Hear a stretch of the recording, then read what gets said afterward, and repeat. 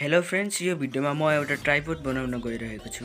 यो ट्राइपोड कसरी बनाइन्छ भन्ने पुरै डिटेल मैले यो भिडियोमा दिएको छु। भिडियोलाई अन्तिमसम्म हेरिदिनु होला। यो ट्राइपोड तपाईहरुले मात्र रु 250 मा बनाउन सक्नुहुनेछ। यो ट्राइपोड बनाउनको लागि चाहिने सामग्रीहरू तपाईहरुले बजारमा सजिलैसँग पाउनुहुनेछ।